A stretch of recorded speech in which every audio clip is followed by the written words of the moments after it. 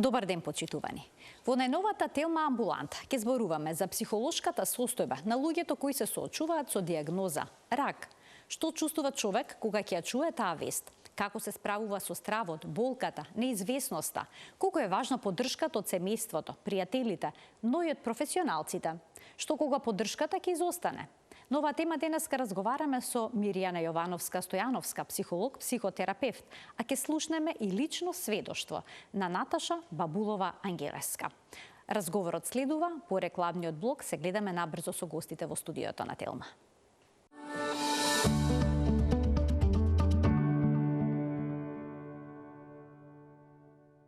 Во денешната Телма амбуланта ќе зборуваме за психолошката состојба на лицата кои се соочуваат со диагноза рак. Каква поддршка им е потребна, ќе прашаме професор Мирјана Јовановска-Стојановска, психолог, психотерапевт.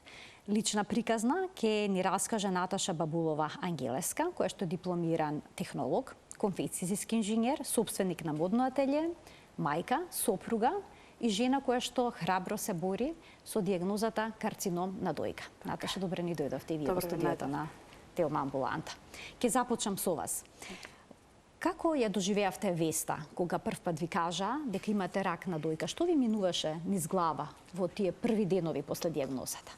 Така. Пред себе ви благодарам на поканата.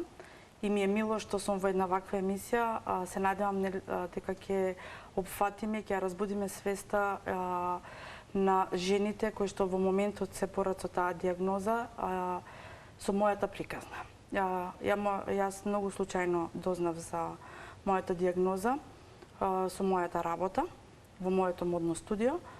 За жал беше корона. Тоа се случуваше многу брзо. Во смисла организирање на мамографија, биопсии, закажување термин за операција. Никогаш нема да го заборавам моментот во амбуланта Букурешт, кај што ми беше направена мамографијата. Цело семејство ме чекаше долу. Тогаш ќерка ми имаше само 12 години, а синчето имаше 4 години. Искрено, докторкава која што ми ја направи мамографијата само ми рече дека мора да ме види торакалец и мене ми беше јасно дека нешто се случува.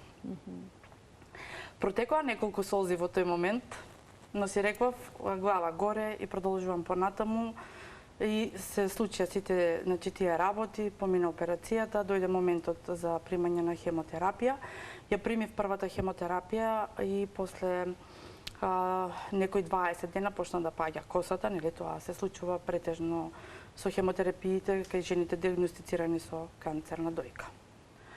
Во тој момент тука беше сестра ми, која што за жал пред 13 години го загуби својот сопруг од канцер и сподели на слика на социјалните мрежи.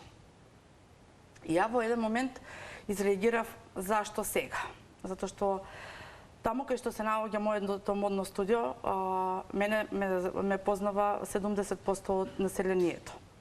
И она мене само ми рече, мораш да бидеш храбра и знам дека ќе победиш и да бидеш пример за сите жени кои што го поминуваат тоа. Некако тоа ми даде сила. Некако во моментот си реков, па да, до некаде во право, таа сепак изгуби сопруг, значи мене Бог и сета оваа ситуација ми дава втора шанса за живот и ја ќе го живеам со полни гради и све што треба да направам, ќе направам за да бидам присутна прво за самата себе, после за децата и за мојата фамилија. Длабоко во себе, кои стравови најмногу ви беа присутни? Дали ќе преживеа? Затоа што година и пол пред да ми се диагностицира канцерот, поминав анксиозност. Искрено тоа беше анксиозноста според мене е многу потешка диагноза него канцерот.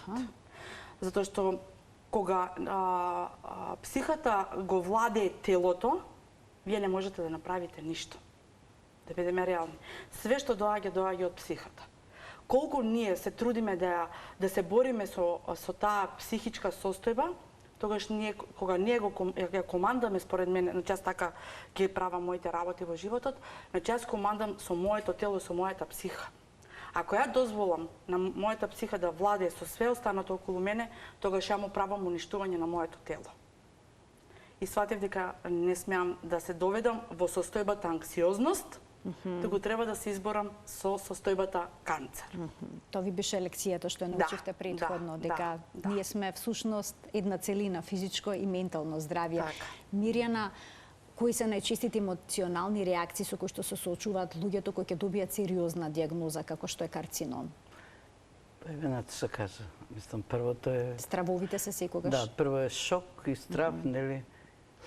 Ние сите одиме на лекари, на контроли и секогаш одиме затоа што болеста е многу секаде присутна и во огромен број меѓу нас. И нели кога нешто не ни е добро, ние сите одиме на доктори, се проверуваме и си викаме да видам што ќе ми кажат. Може би малце треба да се поправи тој начин на соопштување на дијагнозите и начинот како оди Постои ли светот. вистински начин да се направи тоа? Па вистински не, ама некој човечен, некој така начин со многу почит кон особата, со многу респект, со многу грижа, да му соопштиш некому таква дијагноза. Значи, дијагнозата кога ќе добиете, тоа не е ништо, не е пресуда. Баш како што рече Наташа, тоа не е нешто дека е, значи си постои систем на лечење. Ама луѓето, она што го доживуваат прво е шокот и стравот. И не само тие, него и целиот потесен круг на семејството го доживува сличното. Значи, се травматизираат од самата дијагноза.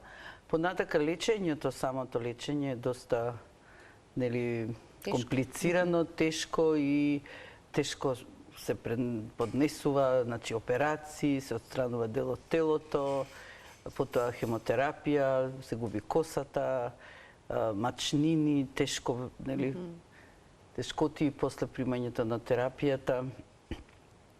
Така да самото лечење е долго и макотрпно и нормално да луѓето тука цело време, мислам, стравот е како некоја доминантност меѓу сите други емоции.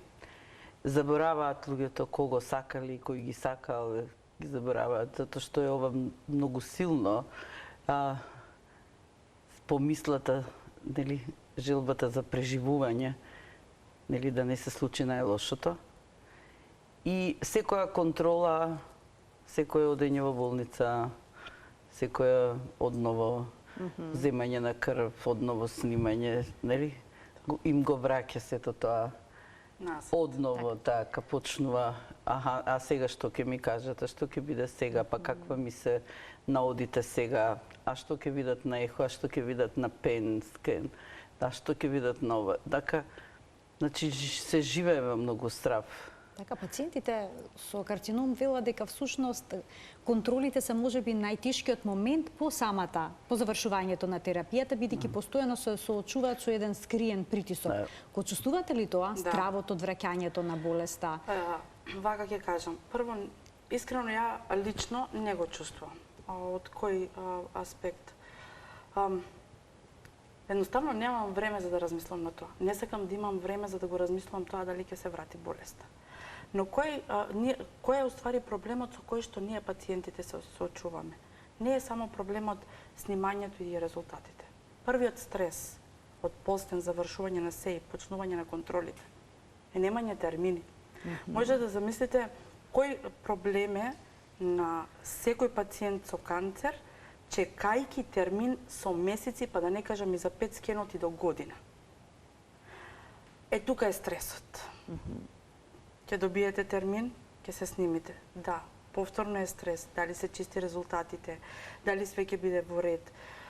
Јас лично не се соочувам со тој проблем. Најверојатно сум го надминала психички тоа, за да не му давам дополнителен стрес на мојот организам, но најверојатно пак и во таа наша подпсиха можда некаде кај мене тоа влија или не го искажува.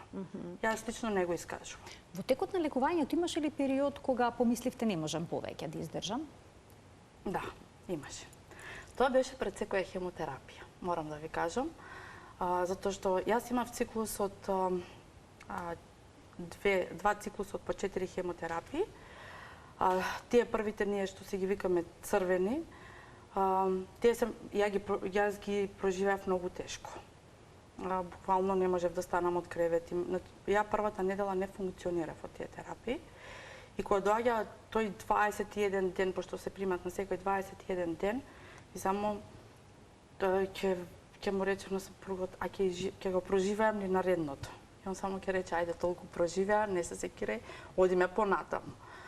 Јас мислам дека секој пациент, без разлика дали е машко или женски пациент кој што е заболен од канцер, најмногу му значи зборот, насмевката од околината, од најблиските, но од друга страна во овие 3,5 години со кои што јас го живеам канцерот, сатев дека колку и да ни дава поддршка семејството, најголема поддршка е таа наша комуникација меѓу пациентите и групите кои што постојат, и издруженијата кои што постојат, затоа што само човек кој што тоа го изживеал може да знае како да ви помогне во секој поглед. Значи тука е и психолошката поддршка, тука е и нели наредното снимање што го рековме, тука се многу работи поврзани.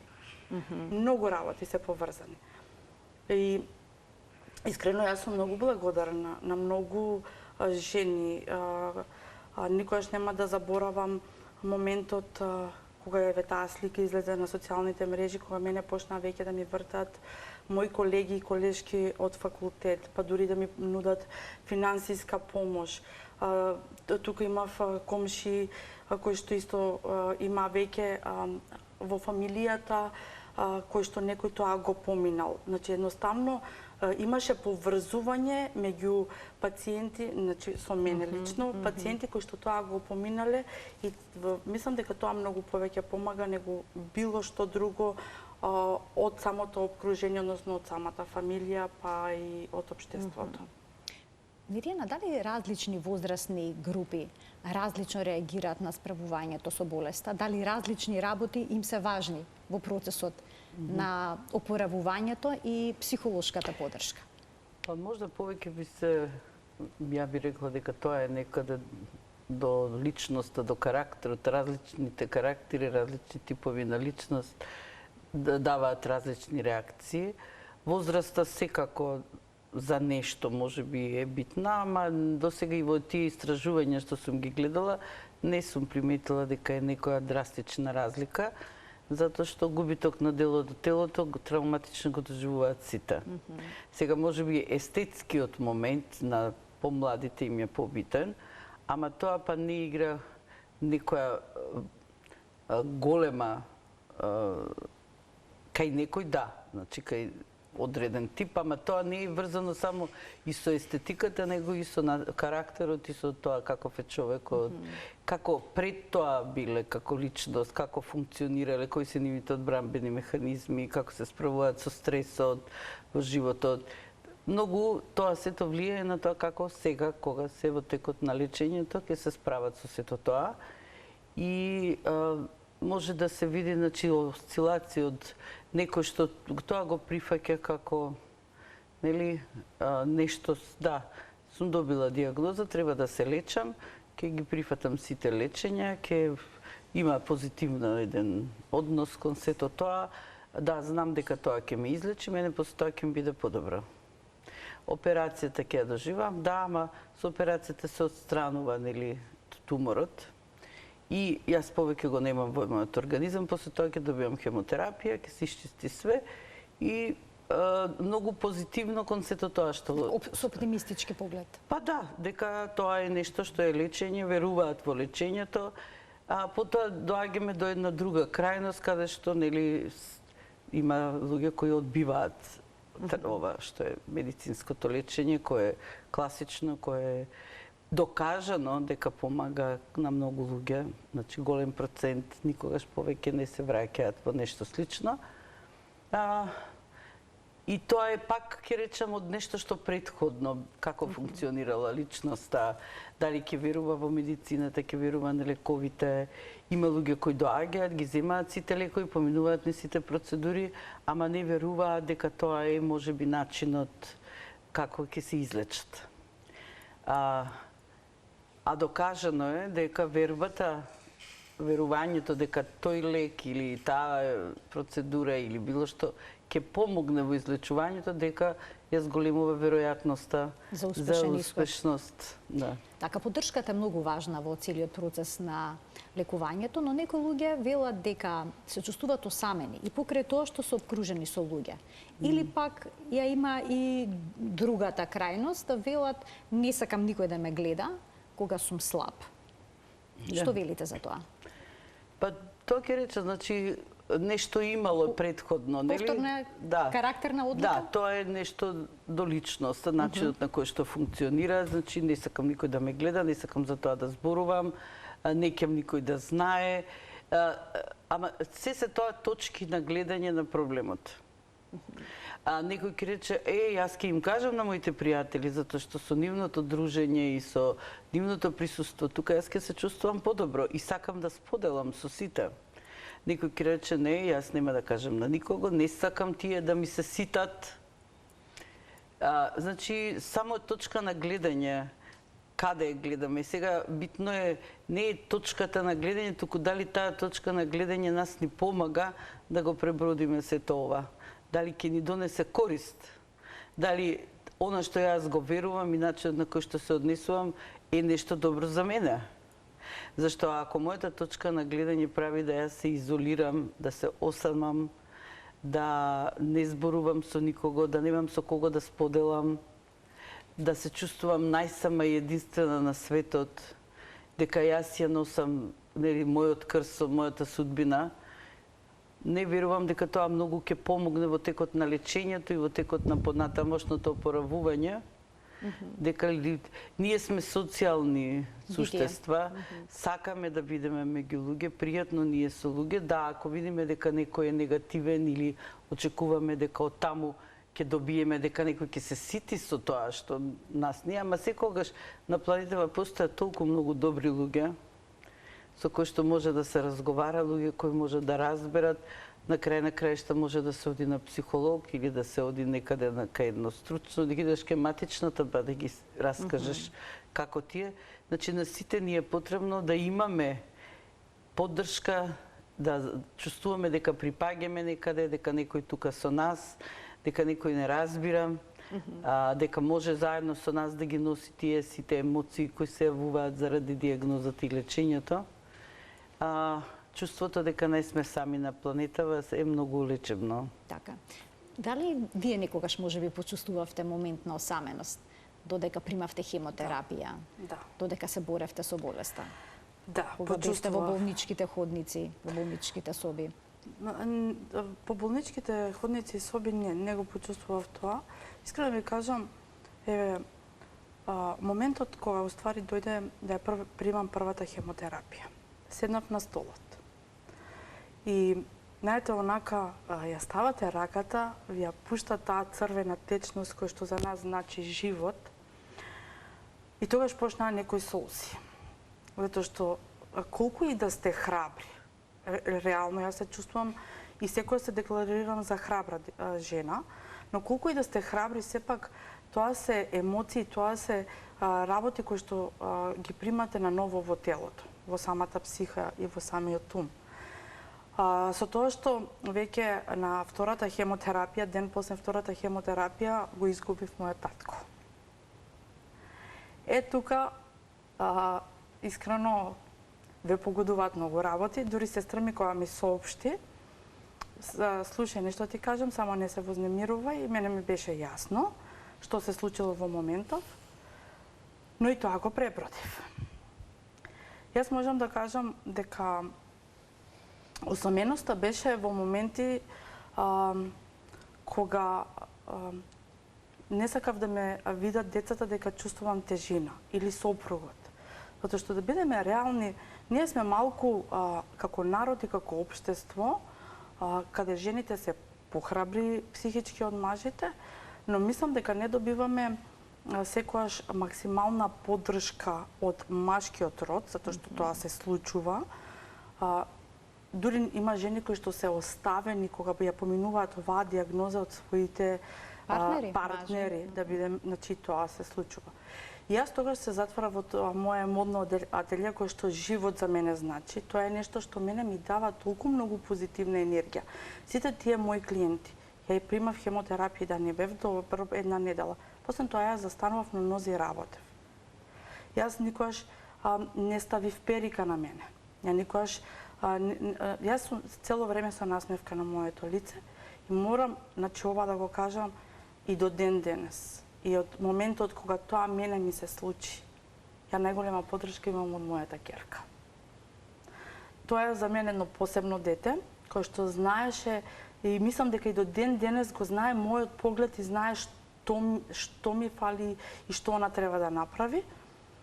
И мислам дека тоа ја направи многу посилна, за жал, созреа многу прерано за своите години. Моето дете не го доживеа моментот детство. Од 12 години, сега има скоро 16. Значи, тука мислам дека се скрати незиното детство и дека таа преку ноќ стана возрасен човек. А ние тука немаме поддршка од нашите институции за нашите деца, кој што мислам дека тоа е многу битна работа. Сепак, еве, јас сум возрасен човек, сум поминала, јас сум родител, сум родила, јас се грижам за моето семејство. Но кај е поддршката на нашето општество, на нашето образование? Кон најблиските? Кон најблиските. Бидејќи ова е болест на целото семејство. Така. А од друга страна, сопругот, да, тој секогаш е со мене, но е тип на човек кој што не ги искажува емоциите.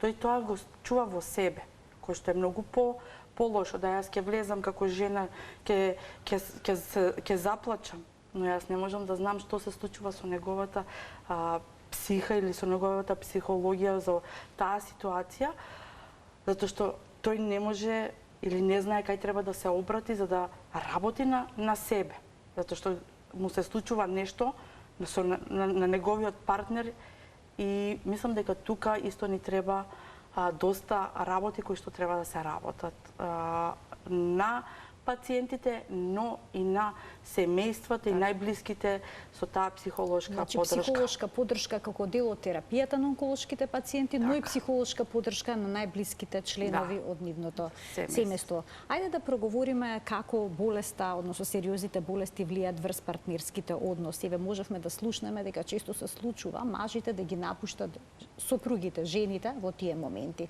Не што зависи, не многу често, колку често се случува тоа и од што зависи дали ќе дојде до нешто такво, бидејќи има и мажи кои што исклучително грижливо се однесуваат кон своите партнерки. Па да, ама тоа и во животот е така, например, луѓето ги се напуштаат како партнери често. Ние имаме голем број на разводи заради некои други причини. Кога се однесува за ова, да, се случува. Ние не сме направиле, нити сум прочитала некои истражувања, но кој ќе каже процентуално колку е тоа да партнерите ги напуштаат партнерките кога добиваат диагноза и се лечат. Тоа може да биде од стресна реакција, страв и бегање од реалноста, како да е тоа заразна болест, нели? До една стресна ситуација, значи ситуација која бара многу вложување од нас како луѓе, да ги засили сите претходни проблеми кои биле во партнерската релација и да дојде до прекинување на таа релација. Кај многу луѓе, пак, од друга страна, и кога имало проблеми и било што да се случило предходно, диагнозата и лечењето, како да ги оставаат проблемите на страна, ги тргаат, не ги зборуваат повеќе и се посветуваат брачните партнери заедно на тоа лекување и на сето тоа што ќе донесе. Значи, ние реакции имаме и уште не знам колку различни примери. Сите ние имаме своја точка на гледање, свој начин на реагирање, особено па тие партнерски релации се толку сложени Значи се случува, и јас мислам дека во таа терапијата на пациентот би дошла терапија и кога работиме со најблиските, со семејството. Зашто влијанието на семејството врз пациентот е страшно големо. Пораките кои ги прима, начинот на кој што се однесуваат тебе, ќерката, мажот, мајке и татковци, сите тие наоколу што се, да пациентот може да му дадат многу поддршка, да бидат со него, да се намали чувството на самост, да му дадат многу елан и издржливост во борбата и во процесот на лечење. Од друга страна, значи, може тотално да го обесхрабрат една негативен однос, критичност, повлекување, бегање, потенцирање на некои сосем други, многу помалце важни проблеми. Кога пациентот почна да се чувствува осамен, оставен, отфрлен, и ние и кога тие чувства ќе се појават без да имаме болеста, веќе ни е лошо во животот. Кога сме отфрлени, оставени, некој не обранува внимание, се појавува длабоко чувство, јас не сум доволно добра, пак нешто, се мене нешто во животот ми се дешава, и останати многу други такви начини на размислување и однесување. И тоа веќе дава една негативна точка на лечењето, на односот кон болеста, на тоа колку јас или пациентот ќе се грижи за себе, затоа што најверојатно сега ќе зборуваме понатака, таа психолошка помош, таа психоедукација која им е потребна на пациентите, првата точка е како да научиш да се сакаш себе си, да се грижиш за себе. Ама кога се чувствуваш отфрлен од семејството и од блиските луѓе и од партнерот, многу е тешко да научиш да се сакаш себе си. Или ти треба време. А особено во една ваква критична ситуација, скоро станува невозможно. Зашто телото е болно, боледува, психата боледува, емоционално ќе доживееш такви шокови состојби со напуштање и отфрлање, и е многу тешко личноста да се консолидира и да собере сили да се избори со болеста. Кога зборуваме за отфрлањето и за повлекувањето на луѓето од животот на болниот, пациентите со карцином многу често знаат да кажат дека пријателствата се менуваат откако нивните пријатели ќе дознаат за дијагнозата. Ви се случило ли вам да почувствувате дека некој ви избегнува откако дознал дека сте болна од рак? Ми се случи, реално ми се случи, дури бев и страшно изненадена. Таа ми е и колешка од факултет. Искрено, во ниеден момент не крена слушалка да ме праша како си. И мене тоа ме повреди. Од друга страна, знаете како ги размислувам ја лично работите. Имаше луѓе кои што ми се јавија, кои што понудија помош. Збориме во секој поглед секаква помош. Но имаше луѓе, дури и роднини, кои што тоа не го направија.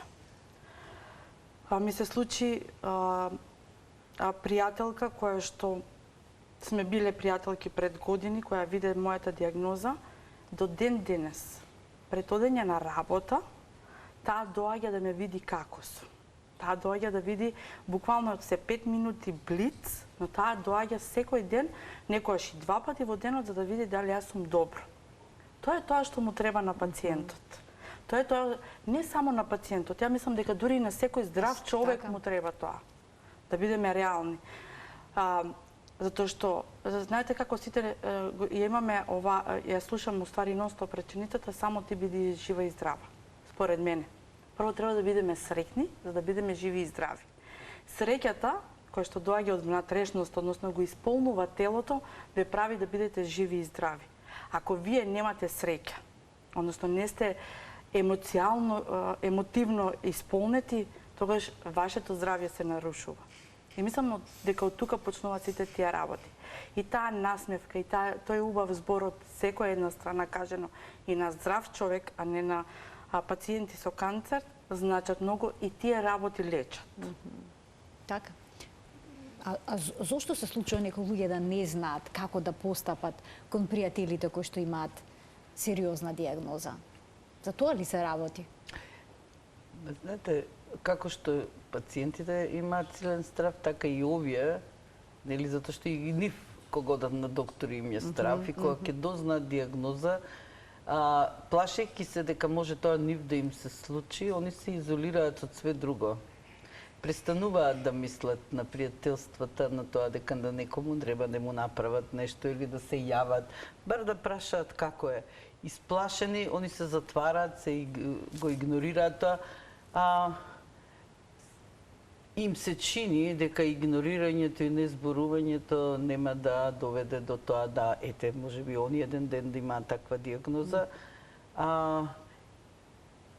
И нивниот начин на живење се менува и стануваат многу затворени, изолирани. Значи, не дека нив им е сега поарно зашто го прават тоа. Бегањето и криењето и одбивањето и незборувањето никого не е направил да биде посреќен во животот. Особено што, например, ние сите не можеме да речеме нели како се распределува тоа кој ќе заболи, кој нема да заболи.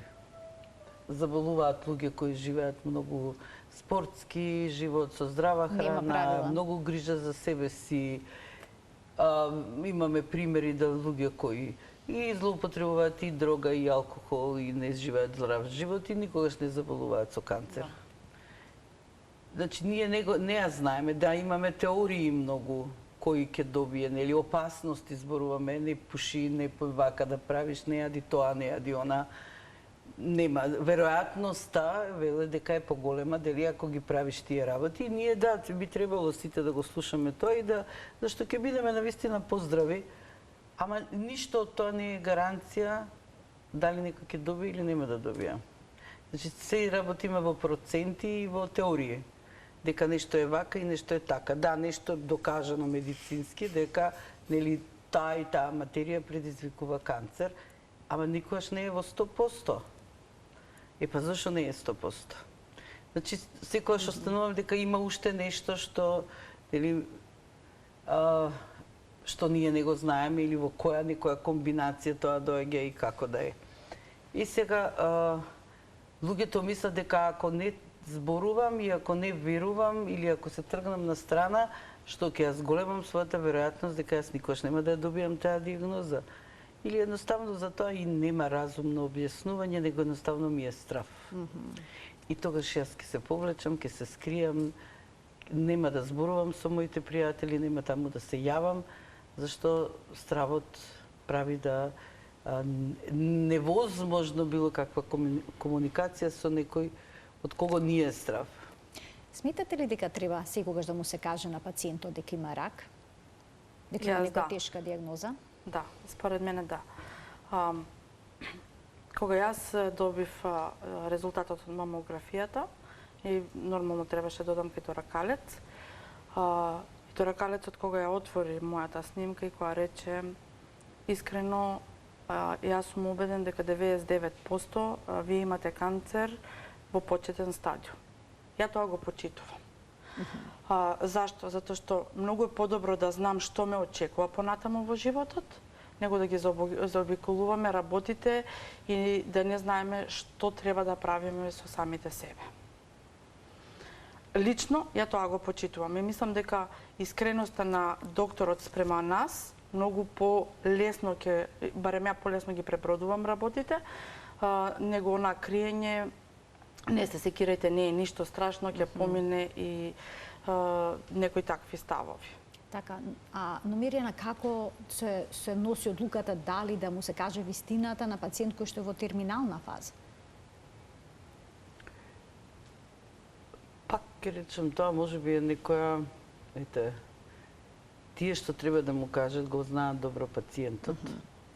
Дали тоа, еве како што Наташа каже, сакав да ми кажат за да знам што да правам. Така.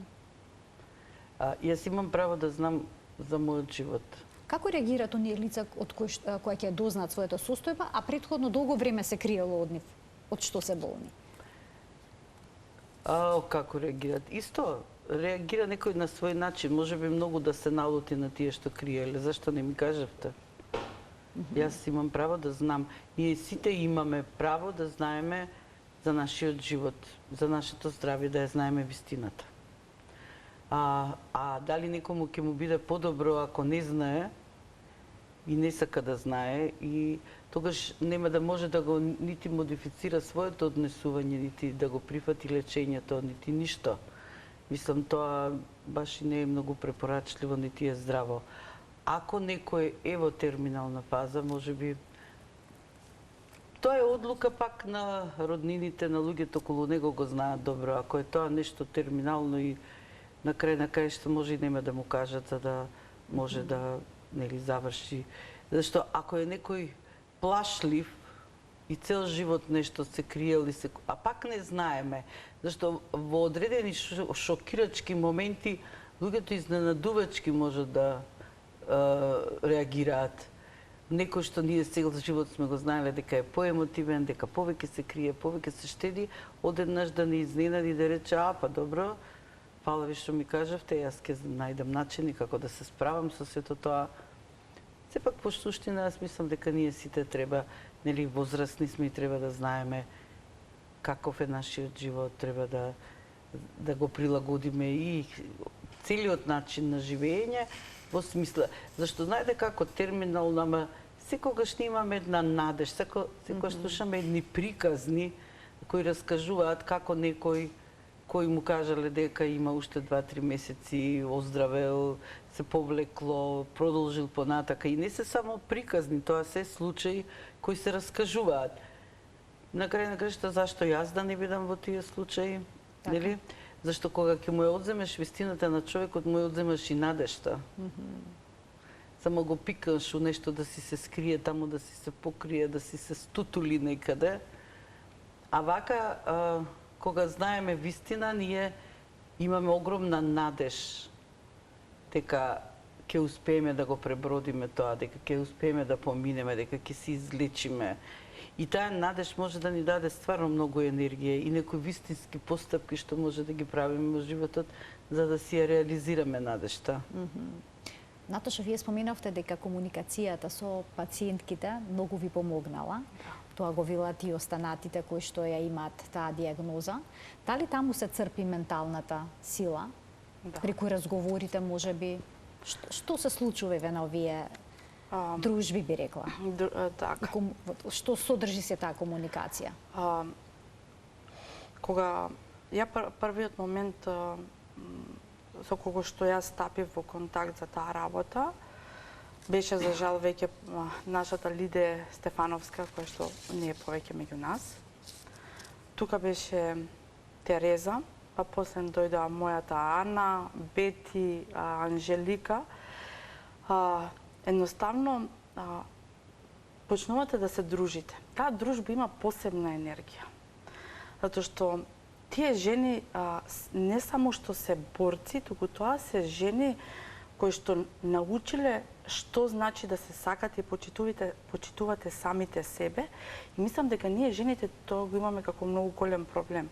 Ние лутаме, се грижиме за семејството, за децата, за сопругот, за околината, за работата.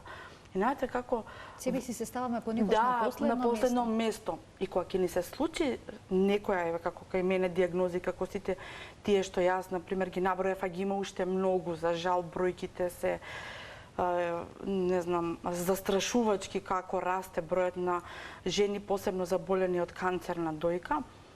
И онака како мислите дека некој ви мавнал една шлаканица и ви вика застани жено, каде брзаш во животот? Тука е.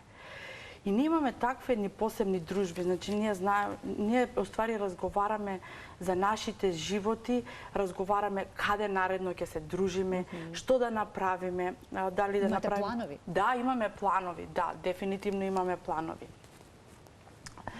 Тука е Анжелика, например, кога некојаш прави она психотерапија со цртање, значи со разговори, па да се договараме каде да направиме наредна седенка за да бидеме нели сите заедно, да споделиме до кај сме, што сме, затоа што да бидеме реални. Ние сме и тој круг, тука се морам да ги споменам и Лиде и Милица кои што се од Сдруженијето Хема Унко, кои што максимално се трудат да ни прават трибини, да бидеме присутни на тие трибини. Додиме дури надвор од Македонија, мене ми се случи додам 2 пати и претходната година и оваа година во Сараево на регионална конференција за жени за канцер на дојка и канцер на матка и јајници. И многу се убави тие дружби. Тоа не е само дружба, тоа е едукација. Нас, оствари, не фали многу едукација. Кога сите жени нормално не може секој, но во поголем број, кога би доаѓале на тие сите трибини кои што се организираат барем во нашето општество од страна на доста здруженја покрај Хемоунко, ја така учам. Така учиме сите. Така ќе знаеме што понатаму, како да се справуваме, не само, ја би рекла, кога ние веќе сме го поминале процесот на хемотерапија и све, ние сме здрави личности. Значи, ние имаме живот за кој што ние понатаму треба да се бориме. И сите тие жени се борат за да живеат и да придонесат нешто повеќе во ова општество. Едно тие сум јас. Јас јавно споделувам, и денеска јавно споделувам дел од мојот живот и од мојата приказна. Јас не се страмам да го кажам тоа и немам потреба да се страмам. Што со тоа ја будам свеста, да не се криеме од општеството дека јас имам канцер, дека мене ми паднала косата, дека мене ми се случиле милион други проблеми. Јас некогаш во неделата имам по 15 жени кои што мене ми пишуваат за да побарат од мене помош како тоа да го надживеат. И мене тоа ме радува. Значи, јас сум поставила некаква цел и остварувам некаква мисија во општество. И јас сум среќна заради тоа. Вас болеста очигледно ве редефинираше. Вие не сте истата личност од не сум, порано. дефинитивно. Сега сте посилна? И посилна, и многу подцврста и многу посамоуверена. Некојаш знаат дома и да ми кажат, ама ти некако како да стана себична. Не, јас не сум себична. Туку научив дека треба прво да се ставам ја на прво место, па посен вас. И тоа би им го препорачала на сите жени, па не само и жени, нели има и мажи кои што тоа го прават. Значи, мораме пред да се цениме самите себе, да се ставиме на прво место самите, па посен се околу нас, па тука и работата, и еве моите клиентки и околината, и тогаш ќе видиме дека сето тоа ни дава позитивен фидбек во животот. Така, значи болеста некога, значи може да нас скрши, но може истовремено да не направи посилни. Па да, има една реченица, нели, во читање на таа литература и сето тоа со години, која велеше треба во лечењето на болеста, нели, треба толку многу да се промениме, болеста да не може повеќе да не препознае. Тоа кажува дека ние со нешто на некој начин нашиот организам, нормално некако несвесно, значи се создало такви услови за да се создаде болест. Тогаш би требало ние тотално да се промениме и од начинот на живење, и ние како личности, начинот на кој што се однесуваме кон себе си, за да не може навистина болеста потоа да не препознае. Грижата за себе е нешто што ние го добиваме со самото раѓање.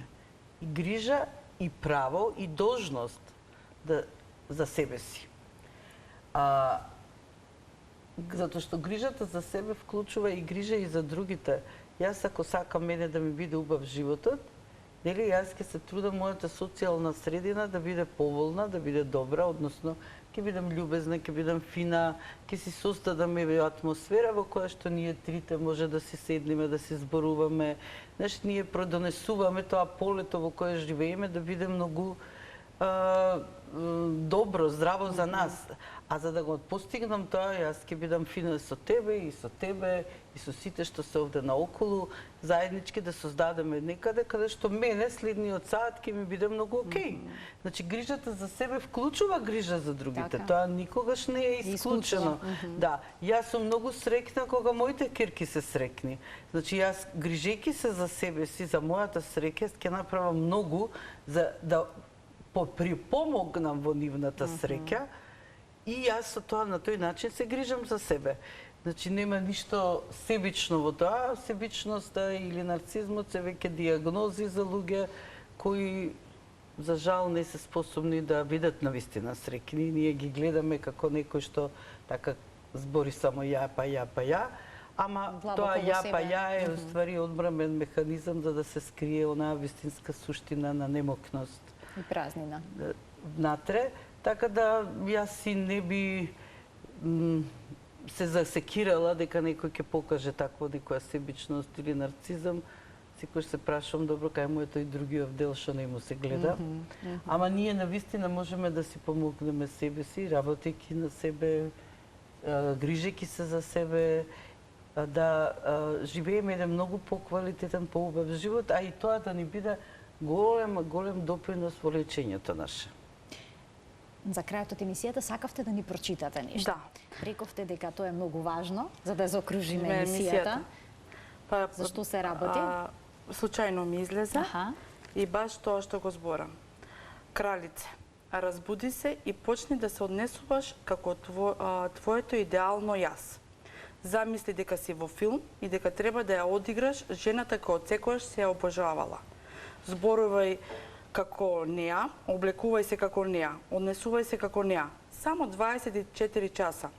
Пробај и ќе се влюбиш во себе повеќе од било кога. Навистина одличен начин за да заокружиме денешната Телма амбуланта. Да се сакаме себе си и да бидеме кралици. Така е. Ви благодарам многу за учеството во денешната Телма амбуланта и што проговоривте за ова важна и суштинска тема. Благодарам и вас за поканата за ова. Да разговараме, мислам дека е многу важно. Често да се зборува за тоа, луѓето да се намали нивниот страв, затоа што колку повеќе знаат, толку помалку ќе се плашат. И дека на тој начин сите оние што ќе дојдат еден ден да се лечат, или сега барем се лечат, или се во некоја фаза, или се излечени, нели, да научат ете тоа, како да се сакаат себе си, како да создаваат конекции меѓу себе. Можеме ние сите заедно да бидеме многу посрекни. Така е. И јас ви благодарам за поканата и се надевам дека допрев таму кај што треба да допрам и да разбудам свест кај жените за да не се плашат дека сепак канцерот е еден стадиум или еден период од нашиот живот. Ви благодарам уште еднаш за гостувањето, а ќе им се заблагодарам и на гледачите за вниманието со кое што денеска не следеа. Почитувани ви посакувам пријатен ден.